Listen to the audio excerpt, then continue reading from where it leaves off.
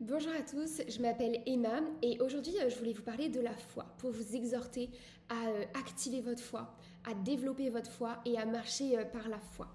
Donc ces propos vont avoir pour vocation de vous fortifier dans votre foi. Alors tout d'abord je voulais revenir sur le fait que la foi vient de la parole de Dieu et que la foi est puissante et que cette parole de Dieu nous donne une véritable puissance. Lorsqu'on regarde dans la Bible, en Romains 10, chapitre 10, verset 17, il est dit « Ainsi la foi vient de ce que l'on entend, et ce que l'on entend vient de la parole du Christ. » Donc la foi, elle naît et elle se fortifie par la parole de Dieu.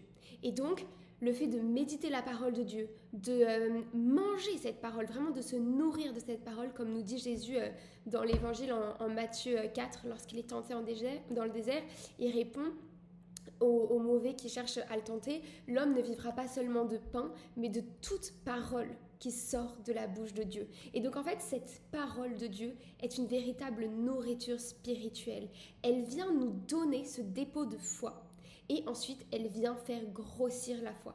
Si on n'entend jamais parler de Jésus-Christ, eh bien, on ne peut pas connaître son existence et donc on ne peut pas avoir la foi. Et donc, si c'est le cas pour le premier grain de moutarde de foi, c'est également vrai pour tout ce qui se trouve dans la parole de Dieu. Parce que la parole de Dieu vient nous révéler une vérité. Et ensuite, elle vient nous fortifier dans cette vérité en nous invitant à la mettre en pratique. Et donc, c'est impossible de chercher à avoir la foi ou d'être fortifié dans la foi, affermi dans la foi, si on ne lit pas la parole de Dieu, si on ne se nourrit pas de cette parole. Ensuite, on peut lire dans la lettre aux Romains de Saint Paul, à partir du verset 16-17, chapitre 1, « Je n'ai point honte de l'évangile, c'est une puissance de Dieu. » Donc ici, Saint Paul nous dit que l'évangile, la parole de Dieu, est une véritable puissance de Dieu qui agit, qui a des effets. Ailleurs, dans ses lettres, Saint Paul nous dira « Elle est vivante, la parole de Dieu, énergique, plus tranchante qu'une épée à double tranchant. » Donc la parole de Dieu, elle produit un effet, elle est performative, elle vient nous donner la foi et elle vient aussi faire grandir la foi. Elle vient également mettre en pratique, elle vient s'accompagner de miracles. Jésus, dans l'évangile, dit qu'il fait accompagner la proclamation de l'évangile par des miracles, par des signes. Il dit dans l'épilogue de Saint Marc, « Voici les signes qui accompagneront ceux qui auront cru. En mon nom, ils chasseront les démons, ils parleront des nouvelles langues, s'ils tiennent un serpent dans leurs mains, s'ils boivent un quelconque breuvage mortel, il ne leur arrivera rien, et ils imposeront leurs mains aux malades, et les malades s'en trouveront guéris. » Donc, Jésus nous dit bien qu'il y a des signes qui accompagnent la foi. Il y a des signes qui accompagnent la proclamation de l'évangile. Dans les Actes des Apôtres et même dans les lettres de Saint Paul, on dit... les apôtres s'émerveillaient, se réjouissaient des signes qui accompagnaient la proclamation de l'évangile. Et au même titre que dans l'évangile de Saint Jean, Jésus dit qu'il parle, il donne le témoignage qu'il a reçu du Père, et le Père est à l'œuvre, il fait les œuvres, il fait accompagner le témoignage de Jésus par des œuvres. Et bien, de la même manière, Jésus fait accompagner par des œuvres, par des miracles, par des signes, toutes les paroles de l'évangile. Et donc, lorsque l'évangile nous dit « tu reçois la guérison », eh bien, si on a la foi et dans la foi, on reçoit cette guérison, eh bien, on obtient la guérison et on est véritablement guéri. Et donc, dans Romains au chapitre 1, verset 16-17, il poursuit en disant « L'évangile, c'est une puissance de Dieu pour le salut de quiconque est devenu croyant, parce qu'en lui est révélée la justice de Dieu par la foi et pour la foi. » C'est-à-dire que dans l'évangile, Dieu nous a montré sa justice pour qu'on ait la foi. Donc, la parole de Dieu est au service de la foi. et se reçoit dans la foi. C'est-à-dire que on reçoit le don, un dépôt de foi, un peu une graine de moutarde de foi. Et la graine de moutarde, c'est la plus petite graine qu'on trouve dans la nature, mais c'est celle qui se déploie le plus rapidement. Et en fait, la foi, ça fonctionne de la même manière. Jésus compare d'ailleurs la foi à un petit grain de moutarde à certains moments dans l'évangile. Et la foi fonctionne de la même manière, c'est-à-dire qu'on reçoit le don de la foi avec un tout petit dépôt minuscule, mais cette foi est appelée à grandir. Et donc, elle grandit, elle se fortifie par la parole de Dieu, par l'évangile qu'on reçoit avec foi. Donc, il en faut déjà un petit peu pour le recevoir, et ensuite, ça fait grandir la foi. Mais cet évangile donne également la foi à quiconque n'est pas encore croyant parce qu'il ne connaît pas encore l'évangile. Bon, alors saint Paul nous dit que parfois, eh bien, la parole de Dieu donne une véritable puissance au témoignage des apôtres, si bien, donc c'est dans la deuxième lettre aux Corinthiens, qu'il est nécessaire aux apôtres par la parole de Dieu de démolir les forteresses qui s'élèvent de manière hautaine contre la connaissance de Dieu. C'est-à-dire que parfois, on a des pensées qui limitent la réception de la foi. Lorsque les personnes, par exemple, n'ont pas la foi et on veut leur témoigner de notre foi, eh bien, il y a parfois des forteresses qui sont érigées et qui empêchent à la personne d'entendre le témoignage. Et à ce moment-là, saint Paul nous dit que justement, donc c'est dans la deuxième lettre aux Corinthiens, que justement la parole de Dieu donne une puissance qui vient comme briser les forteresses, qui vient les ouvrir. Voilà, donc c'était une parenthèse juste pour les personnes qui n'ont pas la foi et qui ont encore des obstacles pour recevoir la foi. Eh bien, la parole de Dieu est encore le remède, en fait, par excellence pour obtenir cette foi et ensuite la faire grandir. Donc, en définitive, la parole de Dieu fait naître la foi et la fortifie, la fait grandir, la fait se déployer. Et saint Paul finit ce verset en disant « Selon qu'il est écrit, le juste vivra par la foi ». Et là, il nous révèle quelque chose d'essentiel. Eh bien, c'est par la foi qu'on devient juste. C'est en connaissant tout ce que Jésus-Christ a fait pour nous, en connaissant le fait que Jésus est mort pour que nous soyons justes, pour que tous nos péchés soient pardonnés et effacés. Je dis bien effacés, la Bible nous dit que Dieu efface nos péchés. On dit bien à la messe, et c'est tiré justement de la parole de Dieu, que Jésus retire le péché du monde. Voilà, Jésus est celui qui enlève le péché du monde. Donc, c'est par cette connaissance-là, c'est en ayant pleinement reçu et accueilli cette vérité que par le sacrifice de Jésus, nous sommes rendus justes, qu'alors nous vivons par la foi. Et ce verset de saint Paul, je le trouve extrêmement éloquent dans la mesure où il nous montre que la parole de Dieu fortifie notre esprit. Elle est une véritable puissance de Dieu qui nous donne le carburant pour avancer vers Dieu. Le chemin vers Dieu, voilà, il est parfois parsemé de petites embûches, il y a parfois des vents contraires qui viennent s'opposer à notre avancée. Et donc, la parole de Dieu fonctionne comme un bouclier tout autour des enfants. On retrouve ça dans le deuxième livre de Samuel, chapitre 22, à partir du verset 31. La parole de Dieu est un bouclier pour celui qui se confie en elle. Et donc, c'est vraiment ça, cette parole de Dieu vient nous fortifier et elle nous fait être comme des fusées pleines de lumière qui avançons vers le royaume de Dieu. Elle nous donne notre carburant, elle nous donne la nourriture nécessaire. C'est comme si on allait monter une montagne, eh bien, on a besoin d'une bonne nourriture énergétique. Et bien, de la même manière, notre chemin vers Dieu peut être parsemé de montagnes, voilà, il peut y avoir du dénivelé, etc. Et donc, on a besoin d'une nourriture qui est adéquate, qui est adaptée, qui est riche en nutriments. Et cette nourriture, eh bien, on la trouve dans la parole de Dieu. Et Jésus nous fait mesurer dans son évangile, dans ses évangiles, à quel point la parole de Dieu, elle nous donne les nutriments nécessaires. Chaque parole de Dieu a sa mission spécifique. Il y a des paroles de Dieu qui viennent nous fortifier, il y a des paroles de Dieu qui viennent nous guérir, il y a des paroles de Dieu qui consolent, il y a des paroles de Dieu qui exhortent à aller plus loin, qui encouragent, il y a des paroles de Dieu qui protègent. Voilà, donc chaque parole de Dieu a une mission spécifique et elle apporte un aliment nécessaire dans notre avancée sereine vers le royaume de Dieu. Donc cette parole, elle fortifie notre esprit, elle le rend puissant de la puissance de Dieu. Parce que Saint Paul dit bien pour le salut de quiconque croit. C'est une puissance de Dieu pour le salut de quiconque croit. C'est-à-dire que la parole de Dieu rend puissant de la puissance de Dieu toutes les personnes qui ont choisi de croire et de se confier en elle. Cela signifie bien que les personnes qui étaient faibles, reçoivent la puissance de Dieu.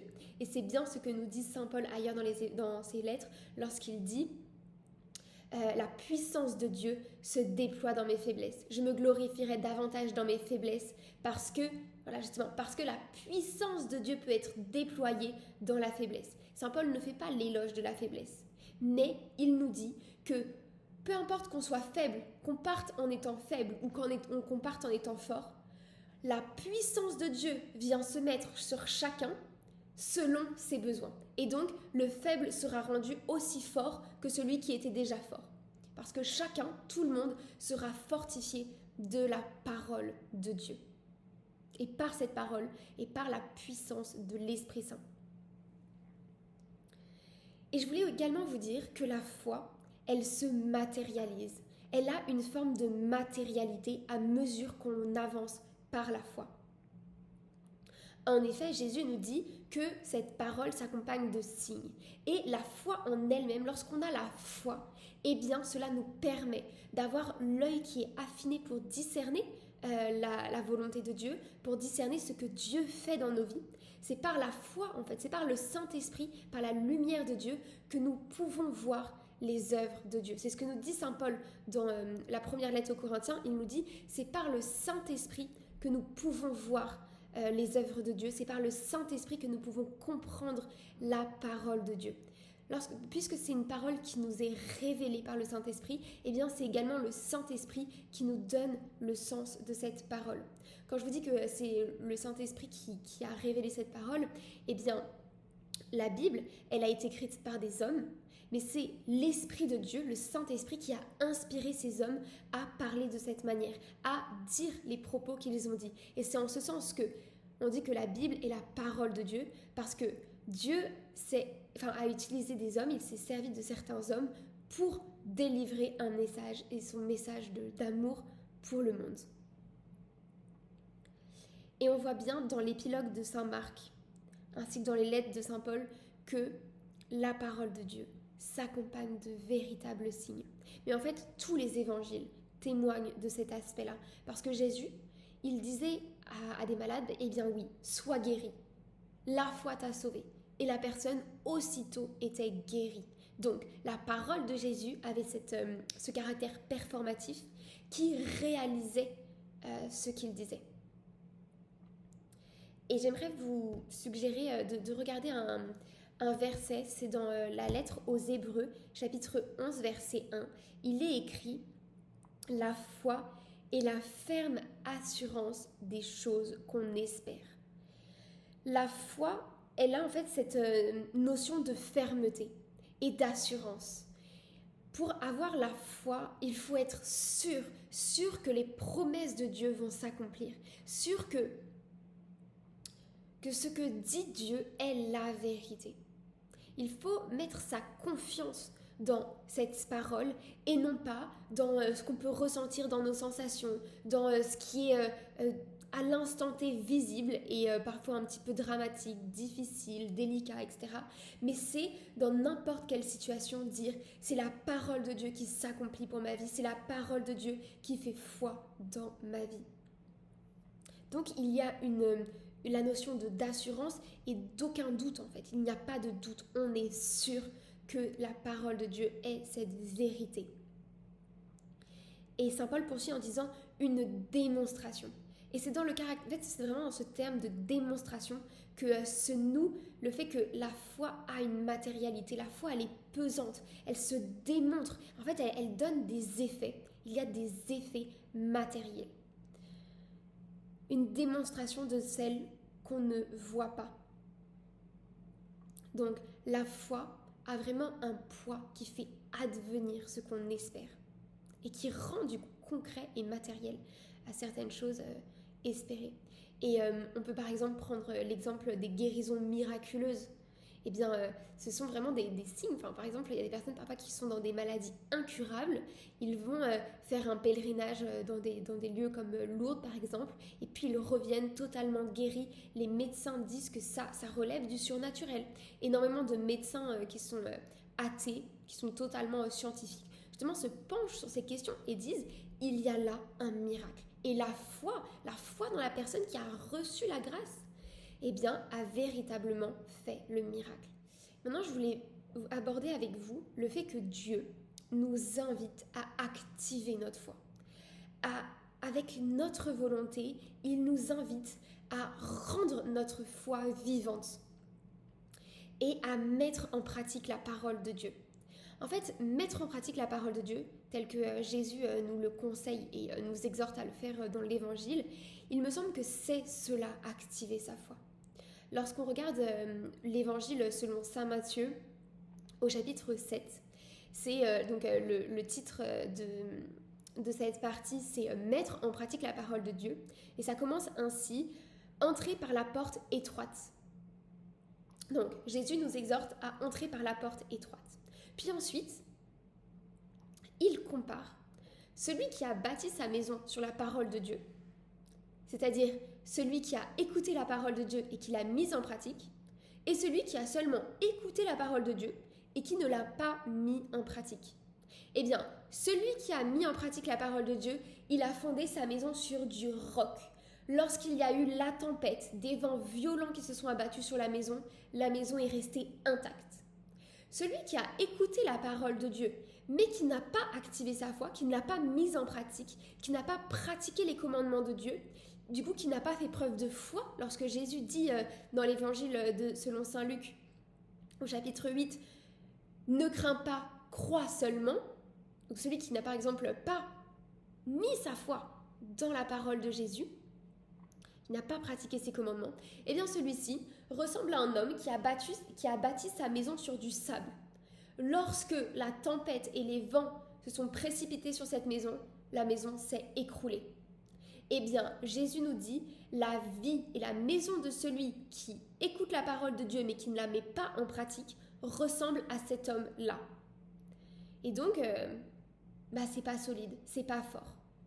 Là où celui qui met en pratique, qui va activer sa foi, qui va faire preuve de foi, qui va être un véritable enfant de la lumière, un enfant du Père, eh bien celui-ci, c'est celui qui va mettre en pratique sa foi. Alors maintenant, je vais vous donner des clés pour activer votre foi, mais juste avant, je pensais à un verset de la Bible, dans les lettres de saint Paul, il nous dit « Il est impossible de plaire à Dieu sans la foi ». Donc la foi est à la fois ce qui nous permet de construire notre maison, de la bâtir sur le roc, en mettant en pratique, en l'activant. Mais elle est également ce qui nous permet de rentrer en communion avec Dieu, d'être relié à Dieu. Parce que Dieu, voilà, il emplit tout l'univers, nous dit la Bible. Il est partout. Mais parfois, on peut passer à côté, on peut passer toute notre vie à côté de la présence de Dieu, simplement parce qu'on n'aura pas activé notre foi, et on n'aura pas activé cette certitude que Dieu est là et qu'on est en constante communication avec Dieu, qu'on reçoit à chaque instant les grâces et les bénédictions de Dieu. On reçoit à chaque instant tout ce dont nous avons besoin de Dieu. Et cela se manifeste avec une véritable matérialité lorsqu'on met notre foi dans le Seigneur. Et pour justement mettre cette foi en pratique, dans la deuxième lettre aux Corinthiens, chapitre 5, verset 7, saint Paul nous dit « Marchez par la foi ». Nous marchons par la foi et non par la vue. Donc il y a cette véritable invitation à avancer dans la vie par la foi, par la certitude que Dieu est là, que Dieu nous donne tout ce dont nous avons besoin, que Dieu agit en notre faveur à chaque instant, qu'il veille sur chacun de nous et qu'il nous donnera tous les signes, toutes les bénédictions, absolument tout ce dont nous avons besoin pour être fermes dans la foi. Saint Paul nous dit ailleurs que Dieu est assez puissant pour protéger le dépôt de foi qu'il a mis en nous jusqu'à la révélation de Jésus-Christ. Jusqu'à ce que Jésus-Christ revienne, eh bien Dieu est assez puissant pour réaliser toutes les promesses qu'il a dit. Parce que Dieu n'est pas un Dieu de mensonges, Dieu est un Dieu de vérité. Il nous exauce et il accomplit toutes les promesses qu'il a dit à notre sujet. La simple chose qu'on a à faire, c'est à recevoir ses grâces, c'est à recevoir ses promesses, c'est à recevoir et à y croire et à tenir ferme.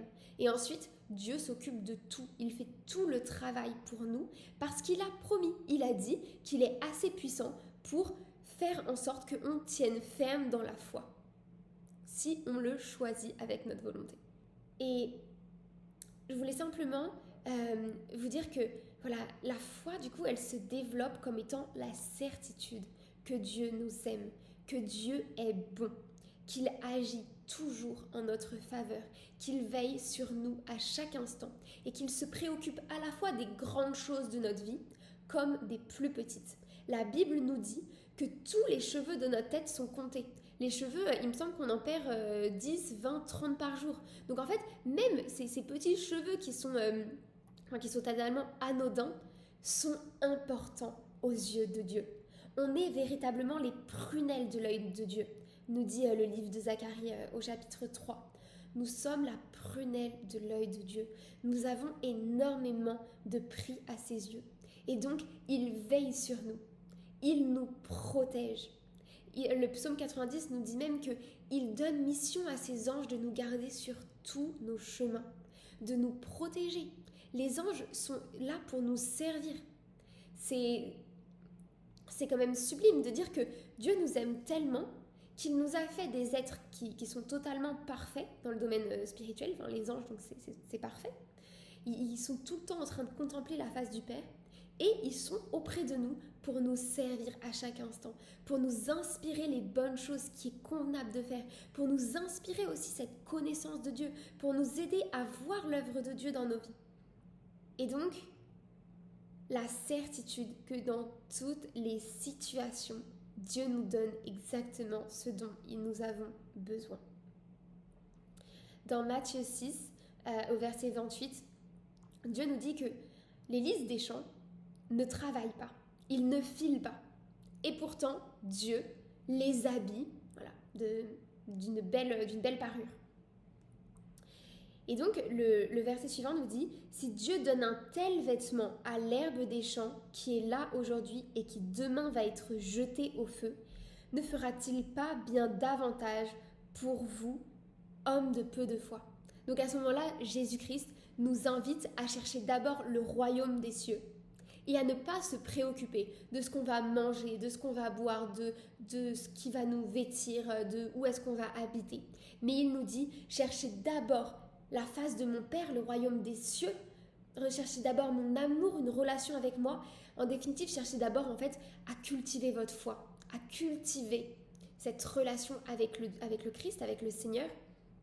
Et ensuite, Dieu nous donnera tout de surcroît. Donc ce qui est fondamental, c'est à d'abord chercher à avoir une relation avec Dieu. Et ensuite, Dieu va venir nous visiter et il viendra avec beaucoup de cadeaux, tout ce dont nous avons besoin et également une abondance de cadeaux supplémentaires dont on n'avait pas forcément besoin, mais qui viennent là juste pour nous embellir, nous faire plaisir et nous aider, nous encourager à avancer toujours plus dans ce chemin de lumière, dans ce chemin de paix et de bonheur. Et donc, pour activer cette foi, pour la mettre en pratique, eh bien, Jésus nous donne des petits tips dans l'Évangile.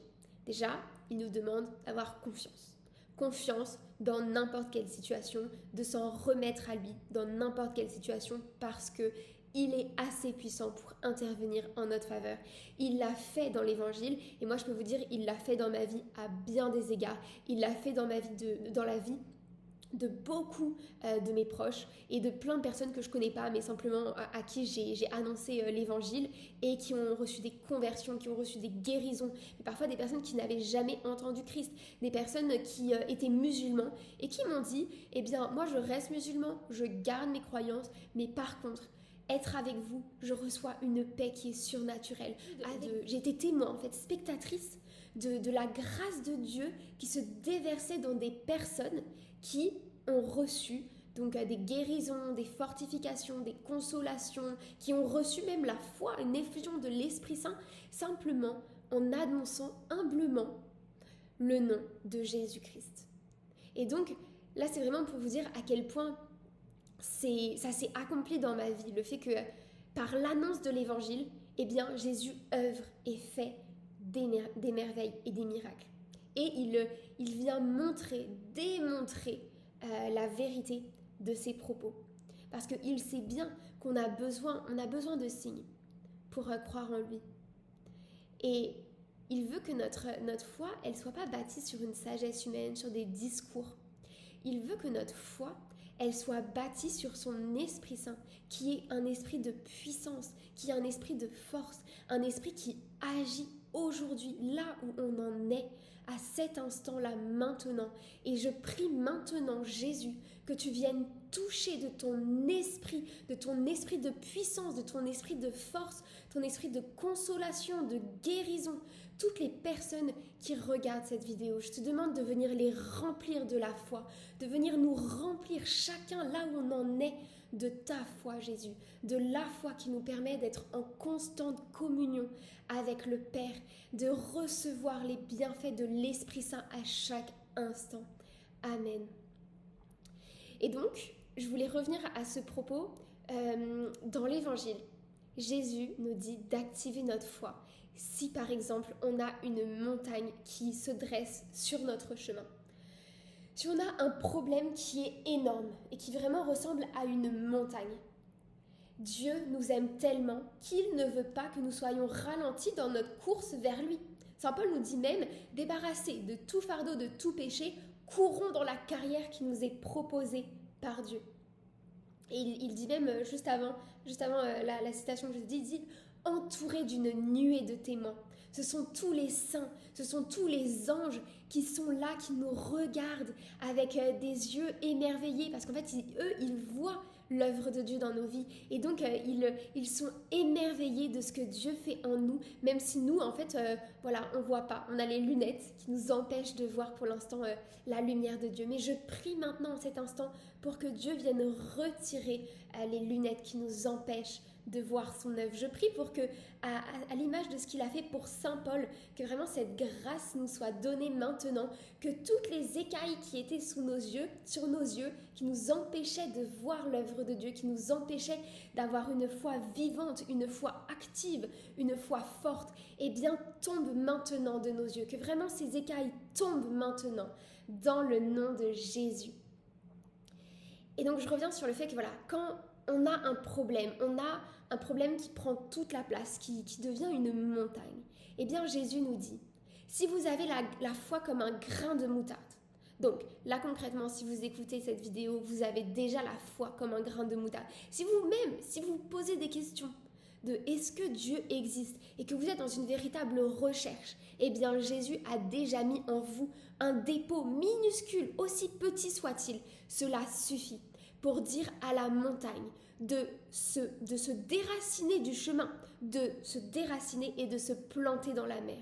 Et l'évangile, dans Saint Luc, chapitre 17, verset 6, nous dit « Si on dit à la montagne de se déraciner et de se planter dans la mer, la montagne nous obéira. » Donc, il suffit d'un petit grain de moutarde pour déjà commencer à exercer notre autorité, à exercer la foi, à l'activer, à la mettre en pratique.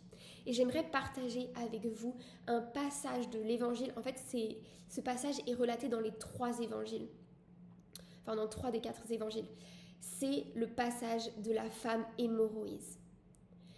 C'est une femme elle a des pertes de sang depuis 12 ans. Elle voit Jésus. Il y a une grande foule tout autour de Jésus. Et elle se dit dans son esprit, si je touche seulement un pan de son manteau, alors je serai guérie. Donc c'est ce qu'elle fait. Elle s'approche de Jésus avec sa foi. Elle a soif de recevoir sa guérison. Elle a soif de son miracle. Eh bien, elle touche le pan du manteau de Jésus et la Bible nous dit, et aussitôt, elle se trouva guérie. Donc, elle a tellement cette foi, elle a tellement de foi en Jésus, elle a tellement de foi que Jésus peut la sauver, qu'il lui suffit d'aller toucher le manteau de Jésus et la grâce, la guérison coule en elle et la guérit totalement. Et donc, elle représente cette foi activée par excellence. C'est-à-dire que il lui suffit de toucher le manteau de Jésus et elle est guérie. Mais nous, dans la prière, dès l'instant où on se met en relation avec Jésus, Jésus nous touche, on le touche. Dès l'instant où on dit Jésus, le nom de Jésus est ultra puissant. Dès l'instant où on dit Jésus, Jésus vient. Et il vient et on a la possibilité de le toucher dans la foi. Lui, il nous touche en tout cas, ça c'est clair. Si simplement on a la foi, comme cette femme a eu la foi, eh bien on obtiendrait notre miracle. Et ce passage met vraiment en lumière le fait que la foi et tous les dons de Dieu se saisissent. Ils se saisissent dans la foi. Ça, vraiment, la foi se saisit, elle s'attrape. Elle dit, voilà, mais Jésus, je prends la foi, j'attrape ta foi.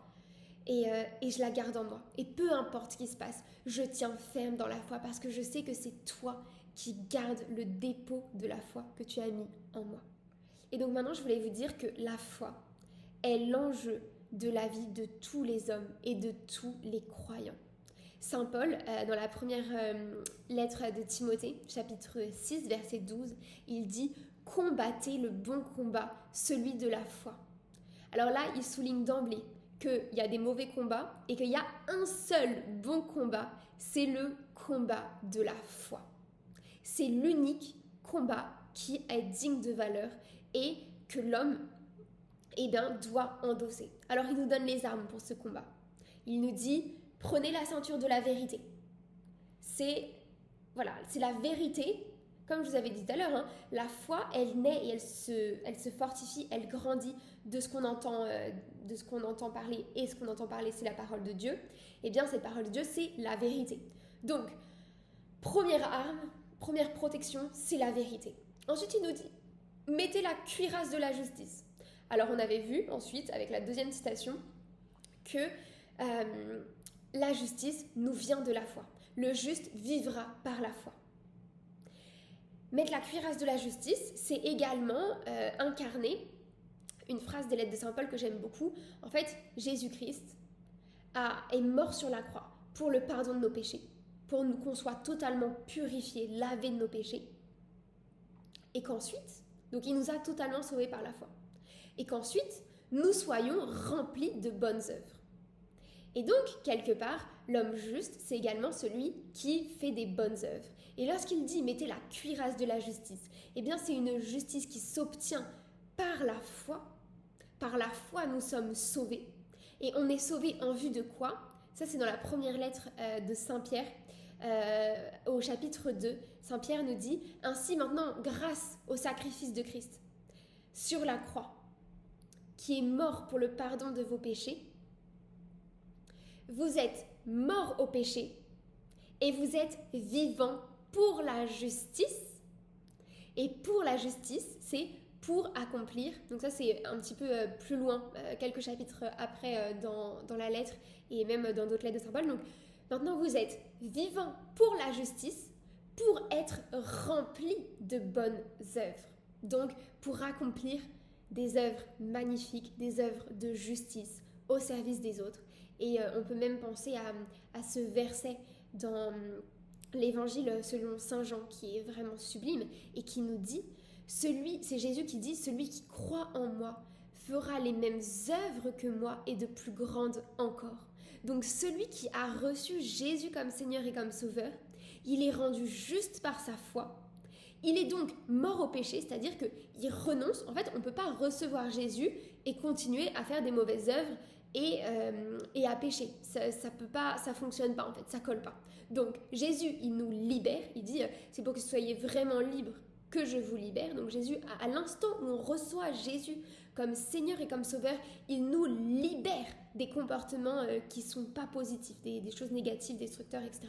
Il nous en libère, il coupe avec l'homme pécheur. Nous devenons morts au péché dès l'instant où on reçoit Jésus, et donc on est vivant à la justice, et cette justice s'accompagne d'œuvres bonnes.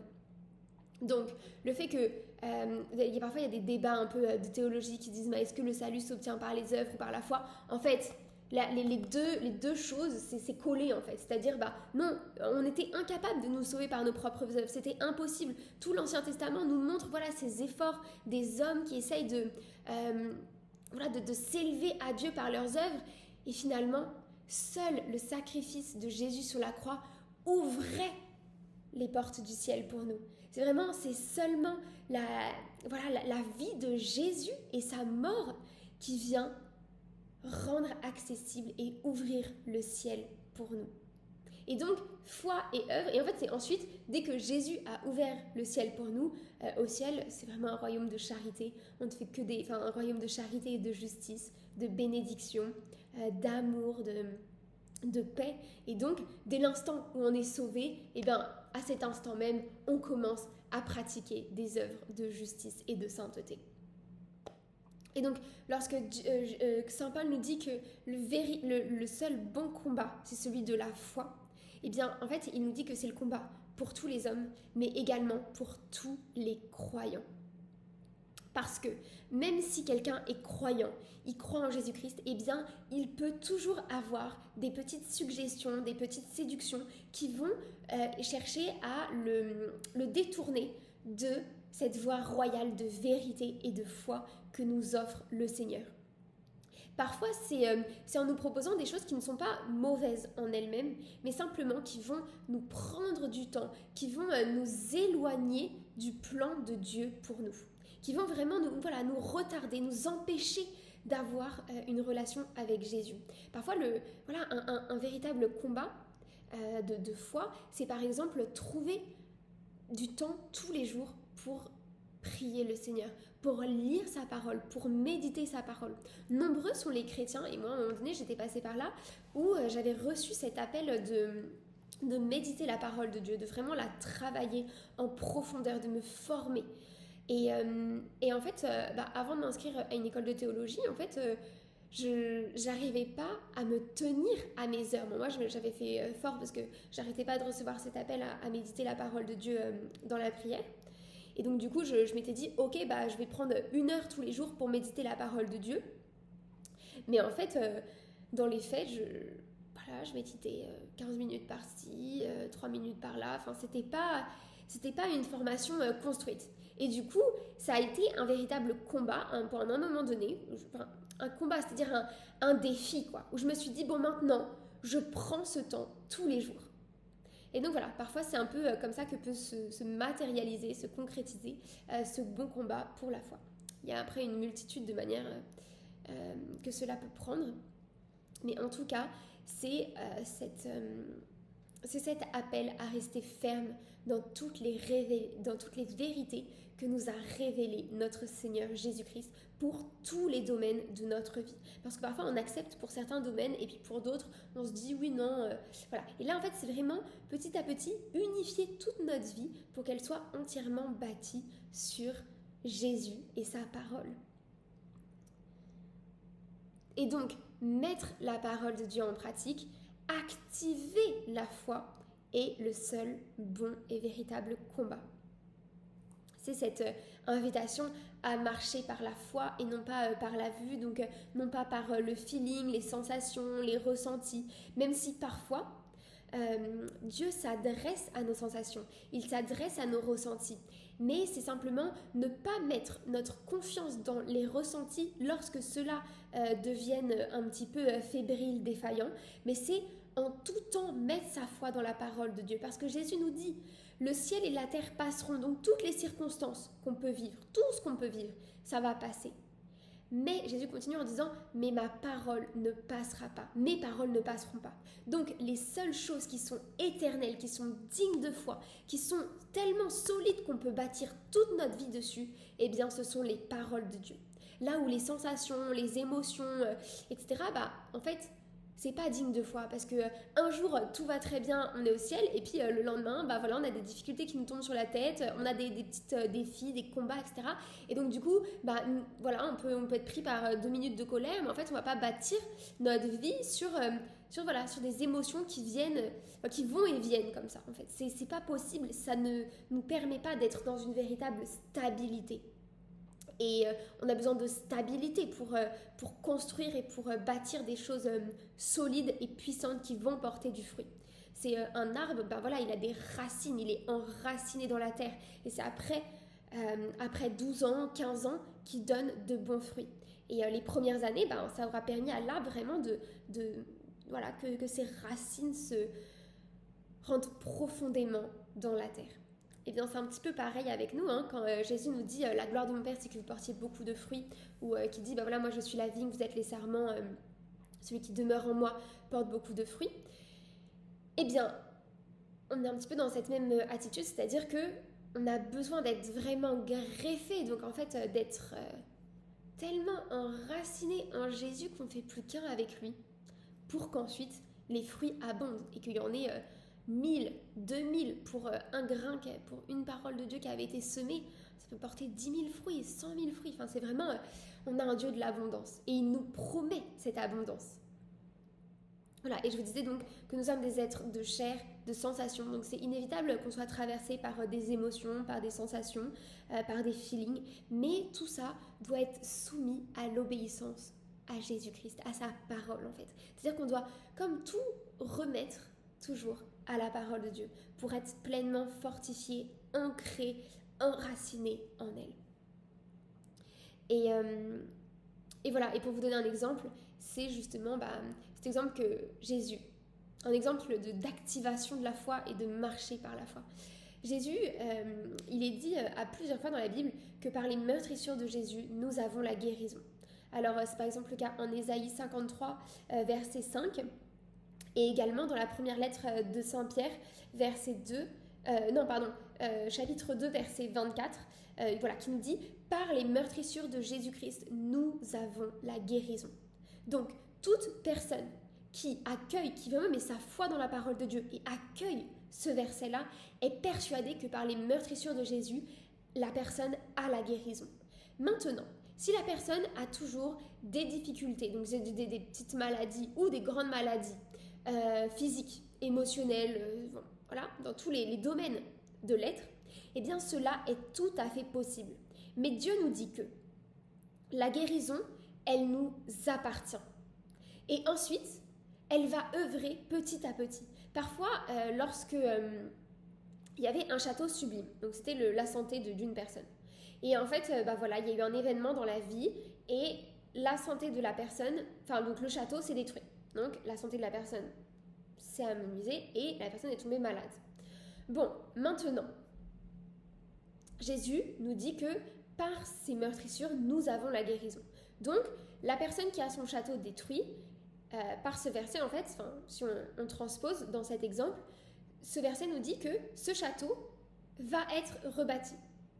Mais donc, ça peut prendre 20 ans pour qu'il soit rebâti, ça peut prendre 50 ans pour qu'il soit rebâti. Mais simplement, la parole de Dieu nous dit avec foi que ce château va être rebâti. Eh bien, il en est de même pour la guérison. Parfois, Dieu nous donne la guérison, mais cette guérison peut se faire aussitôt, comme ça a été le cas dans plein d'endroits dans l'Évangile, mais ça peut également prendre son temps, tel voilà, un constructeur qui rebâtit la santé de la personne pièce à pièce, petit à petit.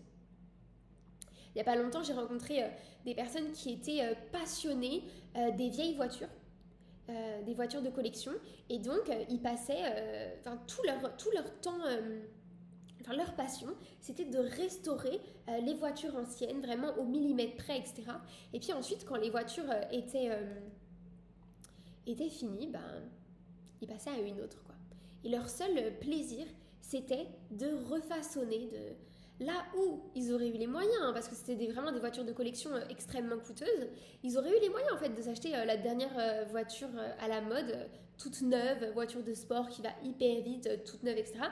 Mais en fait, leur passion, c'était de reconstruire, de voilà, rafistoler avec des matériaux très très précieux hein, qui coûtaient vraiment très cher et qui témoignaient d'une véritable passion de restaurer les choses anciennes petit à petit. Et en fait, si on regarde à l'échelle des hommes, enfin Dieu nous a tous fait différents, et bien s'il y a des hommes qui sont aussi passionnés pour voilà, la restauration de voitures anciennes et d'autres personnes qui sont juste passionnées par voilà, la nouveauté, avoir des choses toutes neuves, toutes splendides, et bien c'est peut-être à l'image de la guérison. C'est-à-dire, il y en a certains, voilà, aussitôt par leur foi, ils vont recevoir une guérison totale. Et puis d'autres, eh bien la guérison, elle va se faire par petites touches, progressivement. Et en fait, dans les deux cas, à la fin, eh bien, il y aura la même œuvre sublime, mais sur deux beautés différentes. Une beauté ancienne qui aura été restaurée et une autre, une beauté qui est nouvelle. Mais dans tous les cas, Dieu nous appelle à nous saisir de ce qu'il nous offre, de cette guérison qui est le don de tout, qui est le don fait par Dieu à tous les enfants de Dieu. Et j'aimerais dire aussi que dans la première lettre aux Corinthiens, au chapitre 1, verset 7, Dieu nous dit qu'aucun des dons ne manquera à ses enfants jusqu'à ce que Jésus-Christ soit manifesté à nouveau. Donc, c'est-à-dire que jusqu'à ce que Jésus revienne, ou jusqu'à ce qu'on meure et qu'on voit le Christ en face, eh bien, en fait, aucun des dons de Dieu ne va nous manquer. Donc, c'est-à-dire que le don de guérison, nous l'avons tous. Maintenant, ça peut prendre plus ou moins de temps qu'il qu'il travaille pour offrir une guérison qui soit complète. Et par rapport à l'importance de se saisir des dons de Dieu, de vraiment les prendre, c'est un petit peu comme si vous avez votre papa qui vous offre une maison. Donc il paye la maison pour vous, vraiment c'est la maison de vos rêves, il vous connaît parfaitement. Et puis il vous met les clés sous le sapin. Mais en fait, vous pendant 30 ans, vous laissez les clés sous le sapin.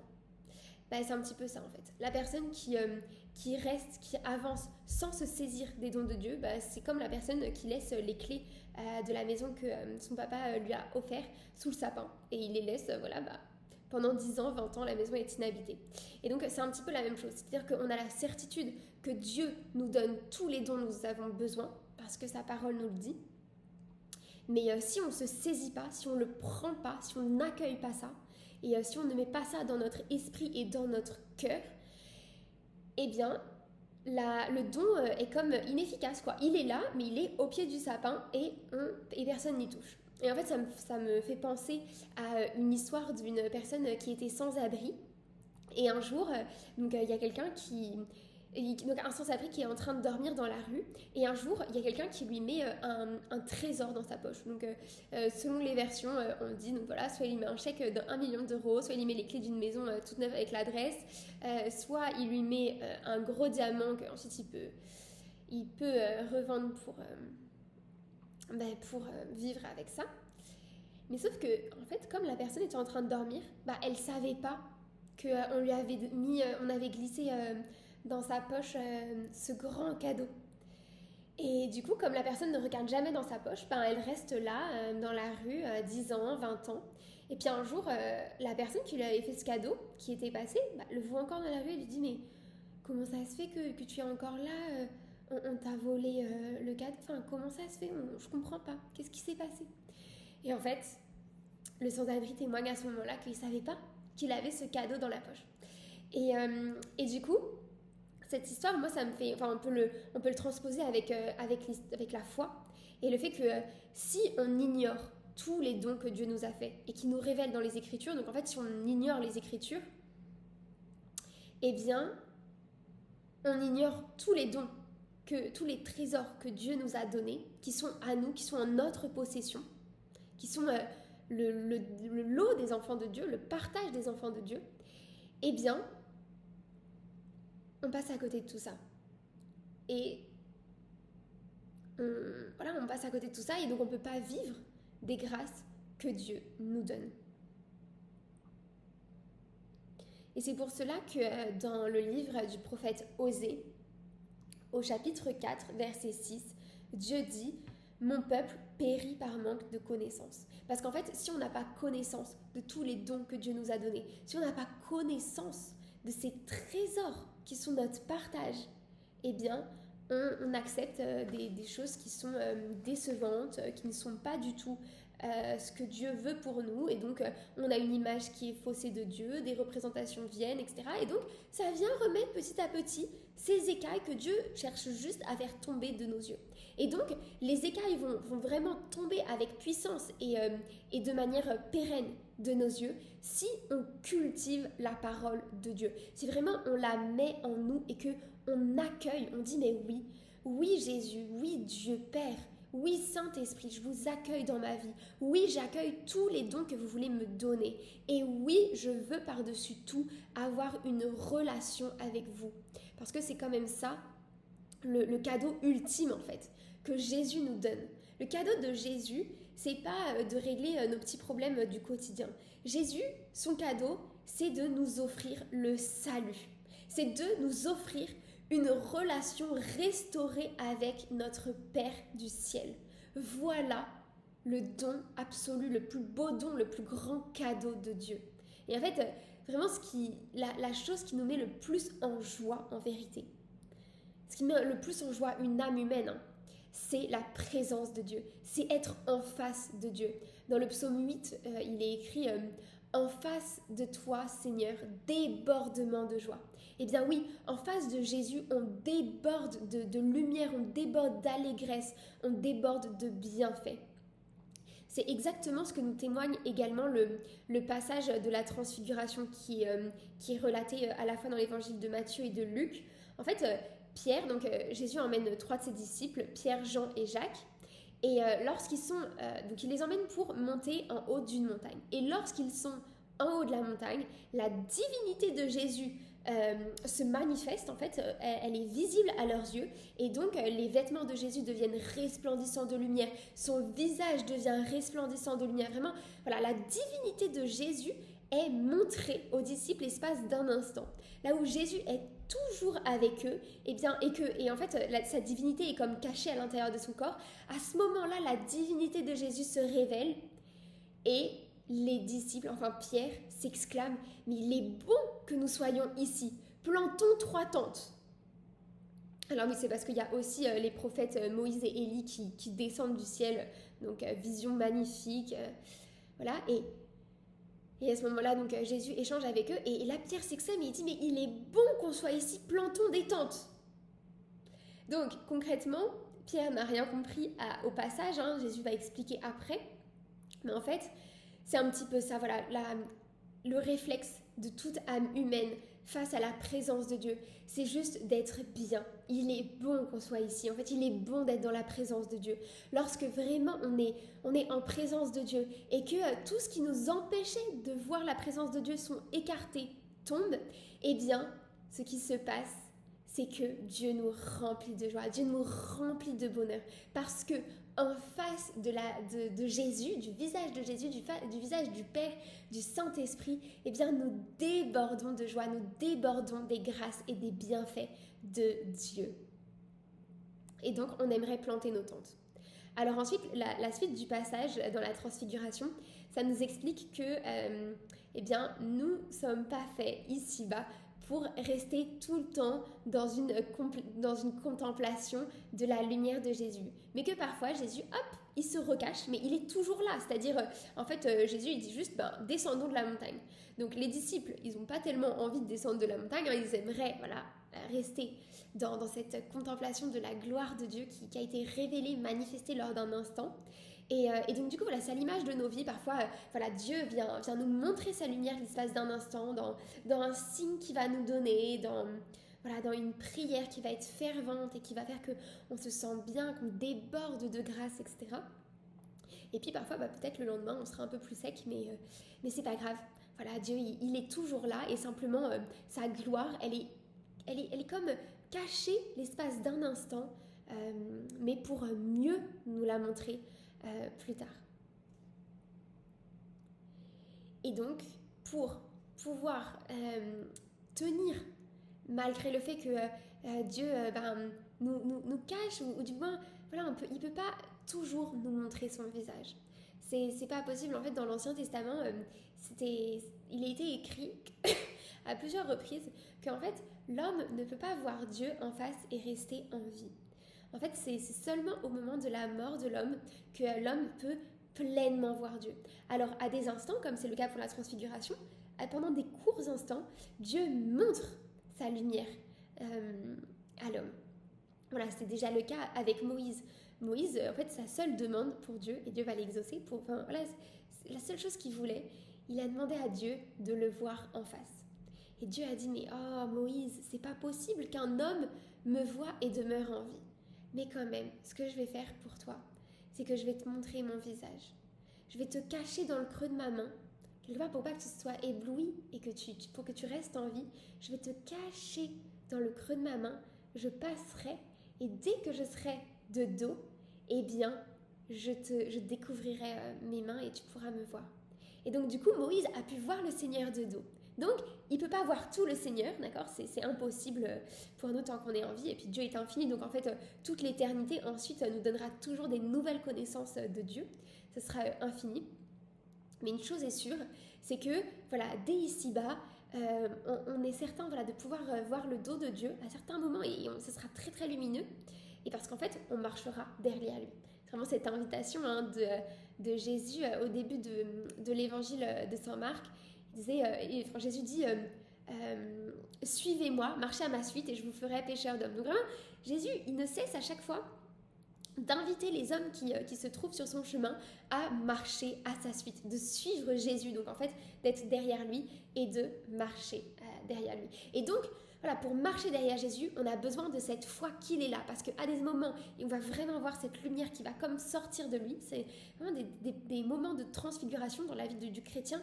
Eh bien, c'est possible, quoi, et c'est même normalement le lot de la vie chrétienne, d'avoir des petites préfigurations du ciel comme ça par moment. Et puis, à d'autres moments, eh bien, ça redevient normal. Alors, du coup, c'est comme si la descente, elle était plus douloureuse. C'est-à-dire, si on n'était jamais monté de la montagne, on n'avait jamais vu la lumière de Dieu, bon, bah, voilà, on continuerait à avancer, on était tranquille, etc. Parfois, c'est un peu douloureux que la lumière de Dieu nous soit cachée après avoir pu la contempler. Mais justement, c'est à ce moment-là où activer sa foi vient nous donner un carburant, une force, une énergie supplémentaire. Et on peut même voir dans les psaumes, et c'est ce qui s'est fait dans ma vie, et c'est ce qui s'est fait dans la vie de plein de gens qui m'ont offert leur témoignage, c'est le fait que lorsque on a pu contempler une grâce sublime de Dieu, on s'est dit waouh, quoi, Dieu il était vraiment là dans sa gloire à cet instant-là. Et bien en général, ça nous fortifie de l'intérieur pour nous redonner de l'énergie pour avancer. Et c'est justement ce qui se passe dans les psaumes avec le psalmiste David, le roi David, qui a écrit quasiment une très très grande partie des psaumes. Parfois voilà, il crie vers Dieu, il dit mais Dieu, tu me caches ton visage, montre-moi ton visage, aide-moi, donne la lumière à mes yeux, fais que je vois, fais que je te vois. Vraiment, il crie à Dieu, il a soif de Dieu. Et à des instants, Dieu lui montre son visage et là, il en ressort fortifié. Il dit oui, j'ai la fougue du taureau, je suis fort et je peux là maintenant avancer avec puissance, quoi. Et tout ça, c'est des exemples de saisir la foi et les dons que Dieu nous donne. Et donc, je vais finir le propos en vous parlant en revenant justement sur la première lettre à Timothée, au chapitre 6, verset 12, lorsque Saint Paul dit, donc en fait, il poursuit. En fait, donc, le début, c'était combattez le bon combat, celui de la foi. Et juste après, saisis la vie éternelle. Donc, il nous dit bien que la vie éternelle, qui est quand même, voilà, comme je vous disais, le cadeau que Dieu nous donne en fait. Jésus, son cadeau, c'est pas d'être concierge de notre vie, de nous aider dans nos petits aléas, etc. Dans notre recherche de travail, recherche de logement, recherche d'amis, de compagnons, etc. Enfin, de mari et tout ça, et de femmes. C'est de nous sauver. Il nous offre la vie éternelle. C'est ça son cadeau, c'est nous ouvrir le ciel en fait. Donc, il nous le donne, mais ensuite, c'est à nous de nous en saisir. Et Saint Paul nous invite, nous exhorte explicitement à cela. Saisis-toi de la vie éternelle. Donc, c'est également une invitation à nous saisir de tout ce dont nous avons besoin. Bon, il y a tant d'autres choses à vous parler à propos de la foi, mais je vais faire une petite série de vidéos où je vais détailler beaucoup d'autres aspects sur la foi. Donc, à la fois... je vais vous donner des tips pour être toujours plus enraciné dans la foi, des paroles de Dieu qui vont vraiment vous fortifier.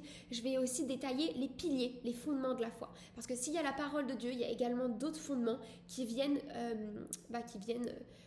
fortifier et s'auto-alimenter les uns les autres. Voilà, et bien que le Seigneur vous bénisse, qu'il vienne vous fortifier dans la foi, qu'il vous donne une foi bien ancrée en lui, une foi forte, une foi puissante et une foi qui s'accompagne de tous les bienfaits et de tous les miracles qui sont promis aux enfants de Dieu. Amen.